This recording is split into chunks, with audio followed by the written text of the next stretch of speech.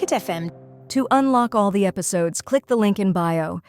Dreaming of her brother Kalen, Trinity finds him imprisoned by memory-manipulating warlocks, their secrets in her mother's journal. Remember Kalen, she urges Reese telepathically. In the warlock's lair, a door triggers a memory revealing Ash and Trinity's double, Lyora, the firstborn seer. Staring at Lyora, Trinity feels a lost connection. Ash speaks of shared seer blood and servitude, which Trinity rejects. Lyora's eyes hint at destiny. Pulled towards the shimmering veil, Lyora calls it their seer legacy. A fleeting family vision appears, then vanishes. As the veil intensifies, Trinity whispers defiance. What is the veil's power? Will Trinity yield to it and Lyora, or resist? Were the family memories real? What do the warlocks want? And how do Trinity's seer blood and the veil fit in? Trinity awoke in darkness, the remnants of the veil still lingering in the corners of her mind. She gasped for breath, her body trembling as the memories flooded back. The fire, the pain, the loss. Her father's voice echoed in her ears. You are stronger than this. You mustn't forget who you are. Her hands reached for the sigils on her wrists, but they had disappeared, leaving her skin cold and bare. Lyora, she called out, her voice weak but desperate. Where are you? The silence stretched long, but then a soft rustle of movement. Lyora appeared before her, as still and unyielding as ever. You remember, don't you? Lyora's voice was a low murmur, her eyes locked on Trinity's. You remember who you were, what you are. Trinity nodded, but the weight of the revelation nearly crushed her. The past was not as distant as she had believed. She had known this power. She had been born to wield it. You are not alone, Lyora said, her voice strangely soothing. But you cannot escape what has been set in motion. Trinity's pulse quickened. What do you mean? Lyora's gaze darkened. The warlocks will never let you go. You are the key to everything, and you will either submit or you will break. Trinity felt herself torn in two. On one side, there was the promise of safety, the promise of understanding everything that had been hidden from her. On the other, there was the fire of defiance, the desire to break free, to reclaim her life. I can't just give in, she whispered to herself, her hands trembling.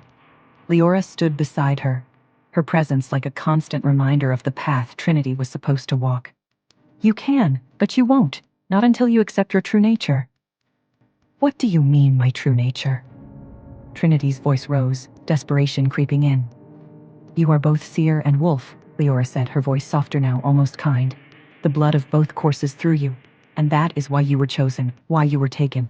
They need you, Trinity. They need your power to complete the ritual. The word ritual hung in the air like a death sentence. Trinity could feel the weight of it pressing down on her. Tell me what they want from me, she demanded. Lyora's eyes were filled with something that could have been pity. They want to bind you to their cause, to control the wolves, to take what was never meant to be theirs. Trinity's heart froze. She understood now. The warlocks didn't just want her. They wanted everything she was. And they were willing to destroy her to get it. Trinity stood at the precipice, the weight of the world on her shoulders. In front of her, the warlocks waited, their eyes glowing with anticipation. You've made your choice, Ash said, his voice like ice. You will either join us, or you will be destroyed. Trinity closed her eyes, her mind racing. The path before her was dark, but the path behind her was even darker. She had to make a choice, and she had to make it soon. This is who I am, she thought. I am not their puppet. I am not anyone's tool. Her hands trembled as she reached out for the power within her. The seer blood, the wolf blood, the ancient magic that flowed through her veins. It was time to reclaim what was hers, and the warlocks would learn too late what it meant to cross her. Would Trinity embrace the fullness of her dual nature, seer and wolf, and unleash the power that lay dormant within? Could she possibly stand against the combined might of the warlocks and their sinister ritual? And as she prepared to fight, a chilling question echoed in the silence. Could she truly break free, or was she already caught in a web far more intricate and deadly than she could possibly imagine? Hey, I am Trinity. Want to know what happens next? Then click the link in the description below and download the Pocket FM app and listen to the exciting episodes of Chosen by Fate, Rejected by the Alpha, Torn between understanding and freedom, Trinity learned the shocking truth. She was both seer and wolf, the reason for her capture. The warlocks sought to bind her to their cause, to control the wolves and seize an ancient power. Facing Ash's cold ultimatum, Trinity refused to yield. Embracing her dual heritage, seer and wolf, she prepared to unleash the magic within. The warlocks would soon learn the consequence of their pursuit. What powers will Trinity unleash as both seer and wolf? What is the warlock's ultimate goal with their ritual? How will Trinity's wolf connection factor into the coming fight? Do you see now? Ash's voice was low and mocking, his eyes gleaming with dark satisfaction. You cannot escape what you are. I'm not one of you, Trinity snarled, her voice barely controlled. Leora stepped forward, her expression unreadable. You are, though. You've always been. No. Trinity shook her head fiercely. I'm not a weapon for you to use. I'm not some puppet to be controlled. The room around them seemed to grow darker, shadows creeping up the walls. The warlocks circled her like vultures, sensing her moment of weakness. But Trinity refused to give in. She could feel something deep within her calling to her, pulling her forward, guiding her. Focus. You are more than this. But then something clicked. A voice, soft and distant, broke through the chaos in her mind. You are not theirs. You are free. Trinity opened her eyes, the world settling back into focus. She was no longer a passive participant in her fate. The power that had once terrified her now flowed through her with purpose. Enough! Trinity cried, raising her hands. For the first time, Trinity felt in control. Her heart raced, but there was no fear, only determination. The warlocks may have thought they had her trapped, but they had underestimated her, underestimated the power of her will. And for the first time, Trinity understood what she had to do. Trinity's hands shook as the last remnants of light faded from the room. The warlocks, though stunned, began to recover, their eyes filled with a mixture of anger and fear. But Trinity wasn't backing down. Not anymore. You can't stop me, she said, her voice steady, even though her heart pounded in her chest. You never could. Ash sneered. You think you've won? You're nothing more than a child playing with forces you can't possibly understand. I understand more than you realize, Trinity shot back. I've always known there was something more, something buried inside me that you've tried to erase. Leora stood off to the side, her gaze unreadable. But there was something in her eyes now, a flicker of something that looked like regret. You have no idea what you're dealing with, Trinity, Ash warned, taking a step closer. You have no idea what they will do to you once they realize what you've become. Trinity's mind raced. Who was he talking about? They?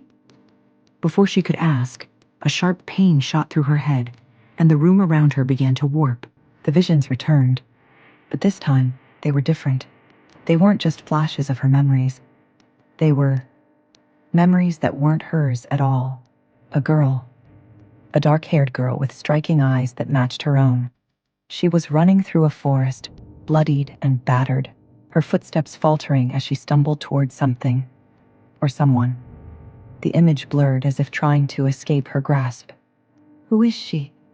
Trinity whispered, her voice cracking. Ash's eyes darkened. You don't know, do you? The vision shifted again. This time it was a man, an older version of the person Trinity had seen in her dreams. He was standing in front of a dark altar, chanting words that made Trinity's blood run cold. The words echoed in her mind, as if they were meant for her. The blood of the seer must be sacrificed for the ritual to succeed.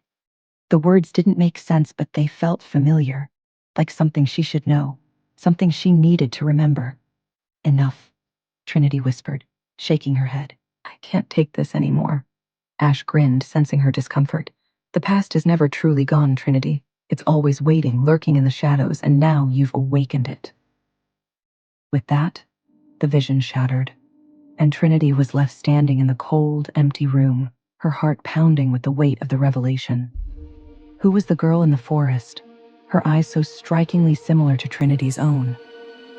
Why did her pain feel so real, her desperation so palpable? And who was the man at the altar, his chilling words hinting at a destiny Trinity couldn't comprehend? Was the past Ash spoke of her past, or someone else's entirely?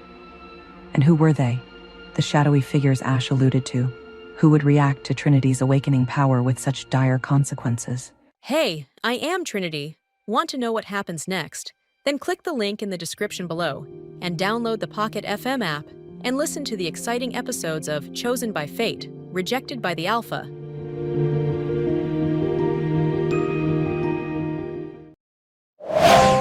Pocket FM.